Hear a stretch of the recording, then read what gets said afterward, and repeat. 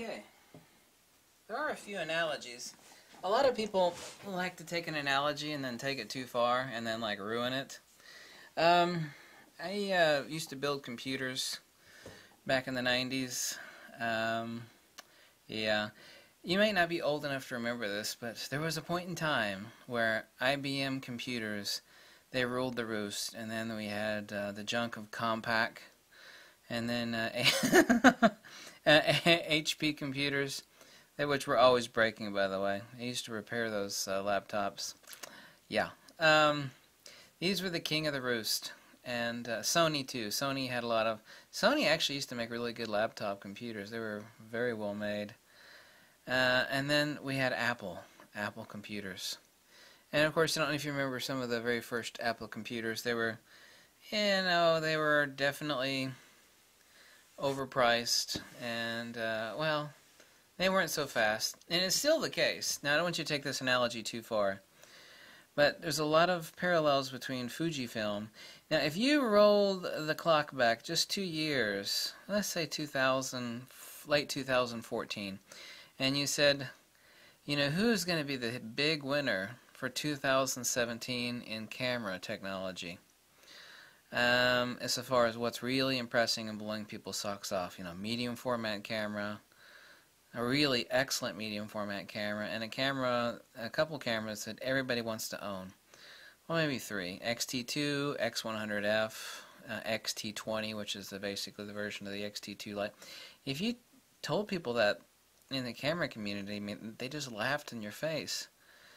It is the case that, and I don't want you to take this example too far, that, for example, Apple computers, and I have like 6 Apple computers. I hated Steve Jobs.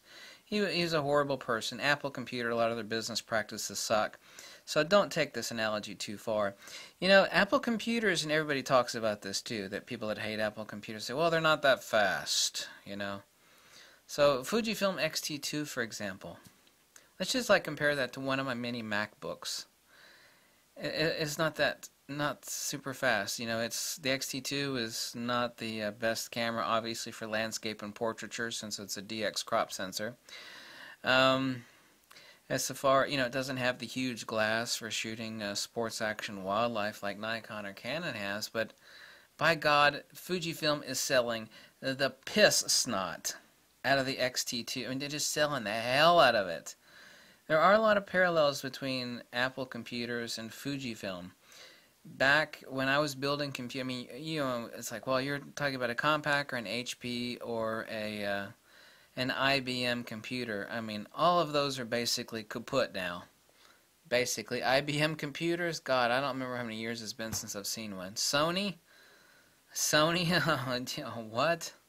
This is not picking on Sony. Sony used to have some decent desktop and laptop computers. I even own a really nice Sony laptop computer. Apple came along with their the machines, which are not the fastest, and they broke their foot off in the butts of everybody else. Excuse my language there. They just destroyed them because they had a well-made product that was reliable. People got sick of viruses. They got sick of, here's an example, like buggy stuff. We're talking about viruses and, Trojans and what. People got sick of that crap. I'm just going to buy a friggin' Apple. I'm sick of this crap. Today, I don't know what the percentage is, but it's something like 95% of photography and photographers and videographers, they own Apple computers. People complain, Apple's slow. You could buy, for less money, you could buy a Windows machine that's way more powerful. It's like, yeah, but you know what? About like a year and a half later, when you go to sell that Windows machine, it isn't worth crap.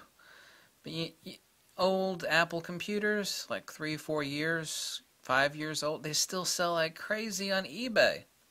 So yeah, they're more expensive to get. There's really a lot of analogies between Apple computers and Fujifilm. Just this relatively small entity.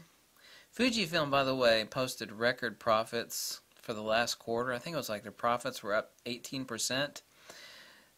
The only thing people are complaining about Fujifilm right now is that the demand is so high that there's a shortage of lenses, and so Fujifilm is drastically expanding their Philippines factory, as has been announced, for some of their lenses. The same thing with Fujifilm and Apple. People are, the Apple computer is just not that fast. Yeah, it's not a machine for gaming. It's for people that do work. If you want a machine that's you're going to play video games on, go get yourself a PC. And none of Fujifilm's cameras, except for the GFX. Canon and Nikon and Sony, nobody else can step to that. Now the Mamiya Leaf has the same sensor, but it doesn't have the same micro lens design, and it's overpriced no damn way. I even thought about buying that camera. The Pentax is about to go bankrupt. It's the Pentax Z. So Fujifilm owns everybody's butt in medium format. They own everybody. Overnight, Fujifilm owned everybody's butt. There are really a lot of parallels between Apple computers versus the other big guys in the early 1990s, where IBM dominated, Compaq, HP. These are the giants. And then Apple came along, and they just destroyed everybody. Just destroyed them. They're still destroying everybody. They're making slow, intelligent, methodical moves. There's a lot of stuff I don't like about Apple, so don't take the parallels, the analogy too far. But a lot of the stuff that Fujifilm was doing is exactly like some of the stuff that Apple pulled off back in the 90s when they destroyed IBM and Compaq and HP. Just destroyed them. People are like, I'm sick of this buggy crap. I'm sick of this. Fujifilm is updating firmware constantly. They are putting a tremendous amount of forethought into a product before they release it. Apple hasn't always done that, but usually they have. Sometimes they haven't. So, in that case, the analogy is going too far. But generally speaking, Apple has done a tremendous amount of integrating everything into everything else, where your iPhone communicates with your iMac, and your MacBook communicates with your blah, blah, blah, blah. Same thing with Fujifilm. Support. It's kind of amazing the parallels that can be drawn. Fujifilm is not the fastest. It's like, well, the Nikon D500, D5 is the fastest. It has the huge glass. So why the hell has been the X-T2, after all of this time, is still selling so hot and heavy that Fujifilm can't keep the damn X-T2s in stock? They're still in issues because the demand is insane. People are realizing what an incredibly, it's like, keep supporting firmware for the thing. The support is amazing. The service is amazing. The product is made. It is currently the best made camera, period. Money being, regardless of the cost, it is currently the best made camera. Quality, fit, finish, precision, quality of manufacture. It's only $1,600. I know of other cameras that cost well over twice that much. A9. And, that thing will be obsolete in 9 months. Obsolete 9 or 10 months. The A9 shutter, for example, the mechanical shutter, what really find ironic is that the mechanical shutter on the old XT1 is faster and less laggy than on the new $4,500 A9 camera. $500 current price value, roughly, on an XT1. $500 XT1 has a far superior mechanical shutter than a $4,500 A9. Anyway, this video is not about the A9. But I was thinking about that early this morning, about all the parallels between Fujifilm and what Apple did and just destroying everybody like IBM and Compaq and HP and others back in the 1990s. It's like, why is everybody buying an Apple? You can get a faster machine and a Windows. It's like, yeah, I know you can get a faster machine, but I'm not worried about viruses and bugs and Trojans, and I'm not worried about it not working and getting the blue screen of death. It has a far, far, far, far superior resale value.